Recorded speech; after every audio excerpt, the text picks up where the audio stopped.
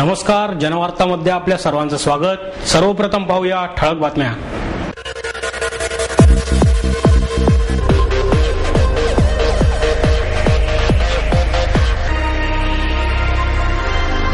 कलाकारांना वृद्धापकाळात मदतीची गरज असते, त्यामुळे किमान त्यांच्या औषधोपचारासाठी तरी सहकार्य करावे, ज्येष्ठ दिग्दर्शक बासू चटर्जी यांचं आवाहन।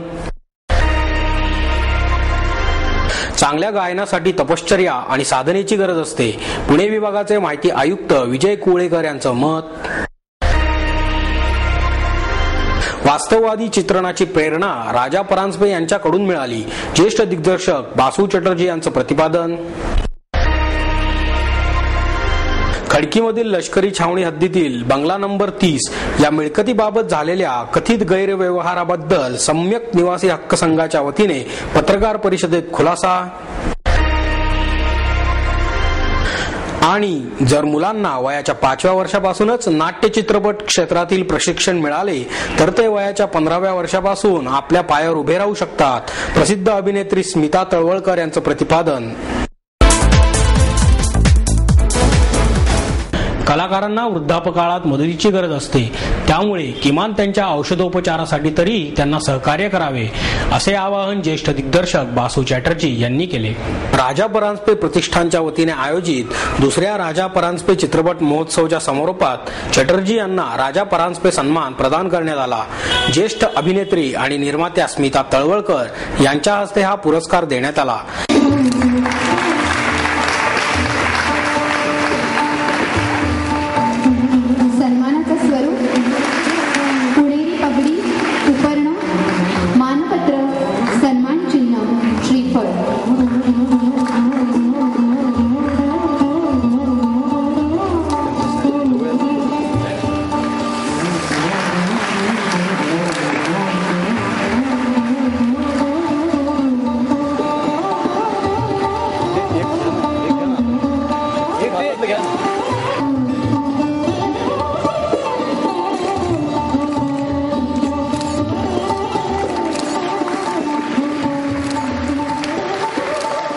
यावेळी फिल्म फेडरेशन सोसायटीचे कार्याध्यक्ष सुधीर नांदगावकर, आशय फिल्म्सचे सचिव सतीश जकातदार, प्रतिष्ठानच्या अध्यक्षा अर्चना राणे, पाथफाइंडरचे सचिव वीरेंद्र चित्राव उपस्थित होते। पुणेरी पगडी, उपरणे, सन्मान चिन्ह, मानपत्र असे पुरस्काराचे स्वरूप होते। यावेळी तळवळकर म्हणाल्या, तरुणाई सन्मान प्रदान केल्यानंतर छाती फुलून आली असताना दुसऱ्या दिवशी मध्यधुंद तरुणाईची बातमी वाचल्यावर मन हेलावून गेले। ज्यावेळी 7च्या आत घरात चित्रपट बनवला तेव्हा यातून तरुण पिढीने शिकावे ही अपेक्षा होती, मात्र तीच परिस्थिती आज आल्याचे खूप वाईट वाटते। मात्र यापासून परावृत्त होण्याचे संस्कार परांजपे आणि चॅटर्जी यांच्या चित्रपटांनी फार पूर्वीपासून केले आहे। त्यांची ही मूल्ये, साधेपणा, निरागसता मनावर खोलवर परिणाम करतात। त्याचा माझ्यावर, माझ्या कामावर फार परिणाम आहे। मात्र हे येथेच न थांबता पुढच्या पिढीपर्यंत पोहोचणे आवश्यक आहे। तू तिथे मी या चित्रपटावर परांजपेंच्या ऊन पाऊस या चित्रपटाचा प्रभाव आहे। बासुदान विषयीचा आपला गुरुभाव व्यक्त करताना नांदगावकर म्हणाले, बासुदांच्या फिल्म फोरमद्वारे मी त्यांच्या सानिध्यात आलो। 1964 मध्ये हे फोरम त्यांनी काढल्यावर मी चित्रपटांच्या अधिक जवळ आलो। त्यांनी चित्रपटांविषयी चळवळ सुरू केली होती, त्याचीच प्रेरणा घेऊन मी फिल्म फेडरेशन सुरू केले। नर्मविनोदी चित्रपट ही बासुदांची खासियत आहे। तसेच सिनेमाचा ध्यास हा परांजपे आणि बासुदांमधील समान भाग आहे। यानंतर हा माझा मार्ग ऐकला हा दृकश्राव्य संगीत कार्यक्रम झाला। यावेळी सुवर्णा माटेगावकर, अनघा पेंडसे, प्रमोद रानडे यांचे गायन झाले। त्यांना केदार परांजपे, निलेश देशपांडे, अमित कुंटे, अभय इंगळे, पराग माटेगावकर यांनी साथ संगत केली। सुप्रिया चित्राव यांनी सूत्रसंचालन केले। जो कोणी एखादा कलाकार असेल किंवा एखाद्याला अशा प्रकारचं कोणी आहे का, ती म्हणाली नाही मी पूर्वी कामं करायची, आता लग्नानंतर बंद झाली, पण पूर्वी मी नाटकात वगैरे कामं करायचे। म्हणजे असतं कुठे ना कुठेतरी रक्ताचा गुण येतो, पण तो येतोच असं सांगता येत नाही। आणि आला तर फार आनंद की पुढच्या पिढीला सुद्धा त्याच्यातलं काही ना काहीतरी मिळतं, त्यावेळेला खूप आनंद होतो। मी माझ्यावरनं सांगते की माझी मुलं जेव्हा याच्यात काहीही करत नाही, मुलगी फक्त एडिटर म्हणून काम करते, तेव्हा माझा जीव तुटतो की अरे या क्षेत्रामध्ये काहीतरी करा। पण बरोबर आहे, त्यांचं क्षेत्र त्यांनी निवडलेलं असतं, पण तरीही आपापल्या परीने काही ना काहीतरी करायचा प्रयत्न करत असते ही पिढी, हे कौतुकाचं। आपण बघा ना, तरुणाई त्या आत्ता मगाशी बोलले त्याप्रमाणे तो सगळा सन्मान बघितल्यावर खरं तर मन खूप भरून आलं होतं की किती छान, हे सगळी पुढची पिढी खूप छान काम करायला लागली। खूप नवीन नवीन आव्हानं आहेत त्यांच्यासमोर, ती पेलायची ताकद आहे. आणि खरोखर दुसऱ्याच दिवशी पेपरला दुसरी बातमी वाचल्यावर असं वाटलं, अरे बापरे, 7-4 घरात गुन्हा आलं बहुतेक समोर. कदाचित त्यावेळेला मनात होतं की असं काही घडू नये, तरुण पिढीच्याकडनं काहीतरी चांगल्या गोष्टी पाहायला, ऐकायला, अनुभवायला मिळाव्यात या दृष्टीने खरं तर तो चित्रपट केला. त्यावेळेला असं वाटलं नव्हतं की आमच्याच क्षेत्रातल्या कोणाच्या तरी साठी हे असं काहीतरी बोललं जाईल. चांगल्या गायनासाठी तपश्चर्या आणि साधनेची गरज असते, असे मत पुणे विभागाचे माहिती आयुक्त विजय कुवळेकर यांनी व्यक्त केले. ललित कला केंद्र गुरुकुलाच्या वतीने पंडित मोहन कर्वे यांच्या संगीत प्रवासाच्या स्वरस्मृती या पुस्तकाचे प्रकाशन ज्येष्ठ तबलावादक पंडित भाई गायतोंडे यांच्या हस्ते झाले.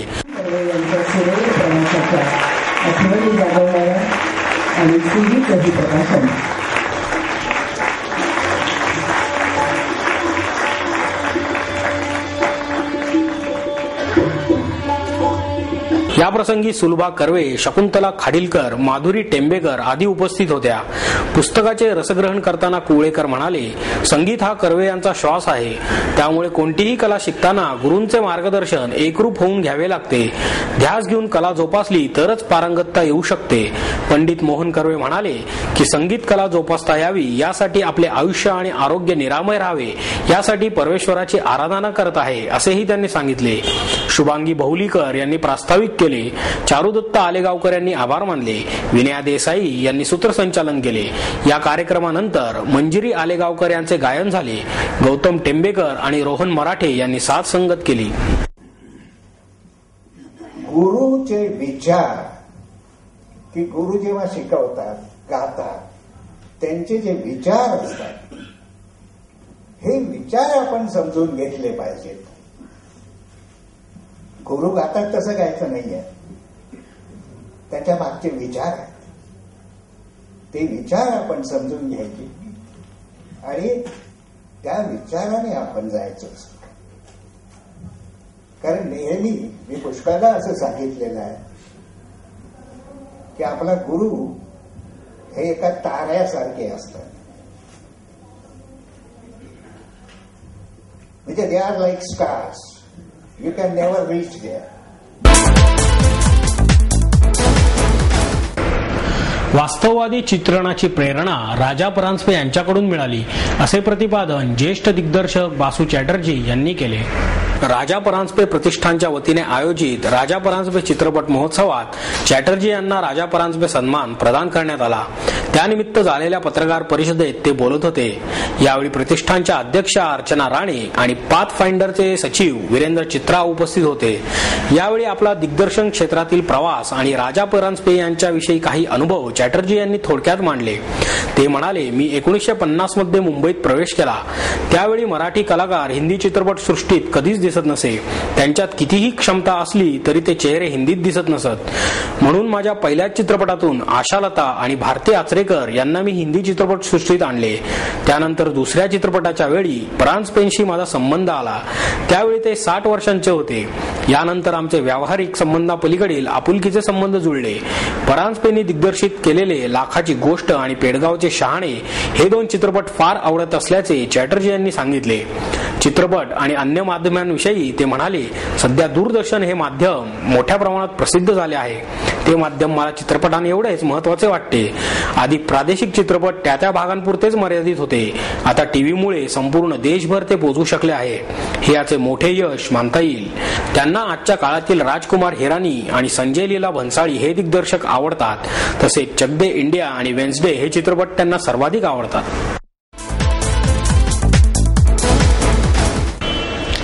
खडकीमधील लष्करी छावणी हद्दीतील बंगला नंबर 30 या मिळकतीबाबत झालेल्या कथित गैरव्यवहार प्रकरणी सम्यक निवासी हक्क संघाच्या वतीने पत्रकार परिषदेत खुलासा करण्यात आला. यावेळी विश्वनाथ फलोत्पादन आणि ग्रामीण विकास संस्था या सामाजिक आणि शैक्षणिक बाबतीत काम करणाऱ्या संस्थेचे श्री बाबूलाल शहा, भीम फाउंडेशनचे अध्यक्ष श्री मधुकर सूर्यवंशी आणि सरचिटणीस श्री मिलिंद कासारे उपस्थित होते. याबाबत माहिती देताना शहा म्हणाले की बंगला नंबर 30 ची जागा विश्वनाथ फलोत्पादन आणि ग्रामीण विकास संस्थेसाठी श्री जगतार सिंग बेदी आणि श्री पालिंदर सिंग बेदी यांच्याकडून खरेदी करण्यासाठी कायदेशीर करारनामा सन 2008 मध्ये करून असून त्यासाठी त्यांना बरीच मोठी रक्कम चेक आणि रोख स्वरूपात दिलेली आहे. या जागेचे कायदेशीर हस्तांतर करण्यासाठी संरक्षण खात्याकडून परवानग्या मिळवण्याची जबाबदारी श्री बेदी बंधूंवर सोपवण्यात आली होती, परंतु याबाबत त्यांनी पुढे काहीच हालचाल केली नाही. ही जागा आमच्या संस्थेने शैक्षणिक कामासाठी घेण्याचा करार केलेला होता, परंतु हस्तांतरणात होणाऱ्या विलंबामुळे आमच्या शैक्षणिक उद्देशास बाधा पोहोचत असल्याचेही आम्ही त्यांच्या निदर्शनास आणून दिले. कायदेशीर परवानगी घेण्यासाठी बरेच पैसे लागतात असे सांगून त्यांनी आमच्याकडे अजून पैशांची मागणी केली. तेव्हा आम्ही 5 लाख रुपये रितसर पावती करून त्यांना दिले. त्यानंतरही बराच काळ लोटल्याने सदरची योजना पूर्ण करण्यासाठी आम्ही भीम फाउंडेशन आणि सामाजिक संशोधन शिक्षण संस्था या शैक्षणिक आणि सामाजिक कामाबाबत बांधिलकी असलेल्या संस्थेची सहकार्य करण्याचे ठरवले. त्यानुसार त्यांच्याशी करारही केला, परंतु लष्करी हद्दीत कामे करताना काही कायदेशीर बाबींची पूर्तता न करता अनवधानाने घाईगर्दीत योजना तयार करून सभासद गोळा करण्याची तांत्रिक चूक आमच्याकडून घडली. परंतु यामागे कोणाचीही फसवणूक करण्याचा आमचा उद्देश नव्हता. ज्या सभासदांना आपली फसवणूक झाली असे वाटत असेल त्यांना त्यांचे सर्वच पैसे परत करण्यास आम्ही तयार आहोत, असे स्पष्टीकरणही शहा यांनी यावेळी दिले.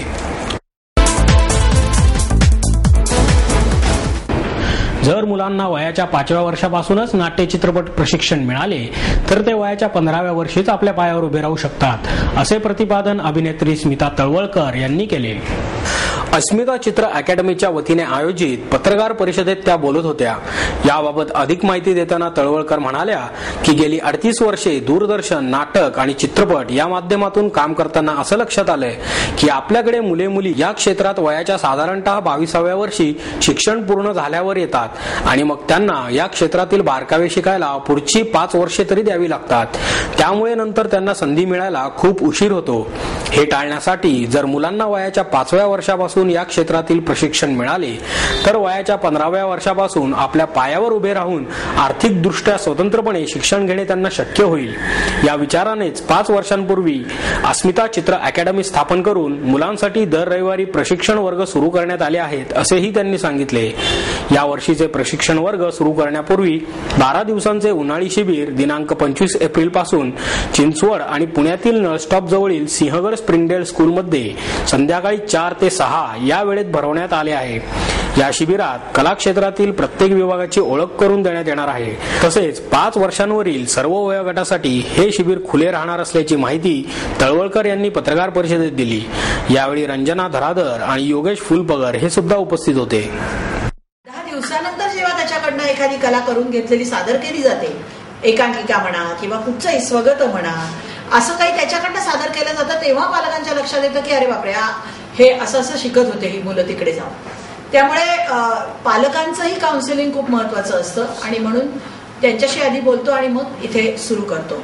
आता येत्या 25 तारखेपासून आम्ही चिंचवडची शाखा सुरू करतोय आणि 25 तारखेपासून इथे स्प्रिंगडेल स्कूलला सुद्धा सुरू करतोय.